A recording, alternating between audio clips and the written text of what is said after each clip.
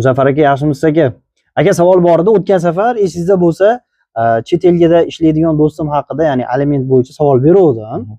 Hozir shunaqangi narsa bo'lyaptiki, mana chet elga davlat tomonidan ketmagan, o'zi shunday tanish bilish bilan chet elga ishlagani ketgan odam qancha aliment to'laydi, qanaqa bir qonunchilikda unga bir imtiyozlari bor, nima o'zi u? Yaxshi savol bo'ldi, chunki hozir juda ko'p holatlarda ayniqsa Rossiya Federatsiyasiga o'zi ish topib ketyapti fuqarolar. Hammasi ham davlat tomonidan shartnoma asosida emas. Tanish bilishlari, o'rtoqlari, nimalari, yaqinlari chaqiryapti. Lekin davlat tomonidan ketmagan, o'zi ketgan bo'lsa ham, lekin patent asosida ishlayapti.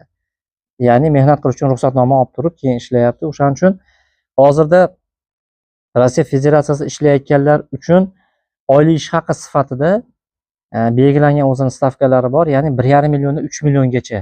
3 milliongacha o'sha ishiga qarab turib belgilangan.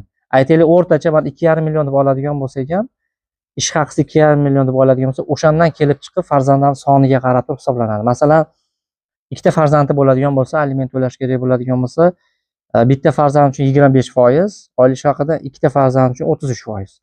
3 ta farzand yoki undan ko'p farzandlarga 50%.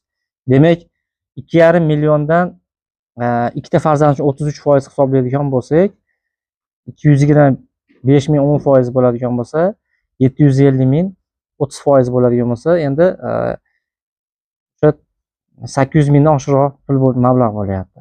Demak, 3 ta farzand uchun 800 mingdan oshiqroq mablag' o'sha aliment to'lanadi. Rahmat. Agar ish haqi bo'lmaydigan bo'lsa, agar birorta joyda ofitsialniy rasmiy ishlamayotgan bo'lsa, agar rasmiy ishlayotgan bo'lsa, o'sha oylik ish haqidan, masalan, 15 ming rublga ishlayaptimi, 20 ming rublmi, 50 ming rublmi, o'shandan nima qilinadi. Faqat ish haqi haqida ma'lumotnoma bo'lishi kerak. Tushunarli. Salomat.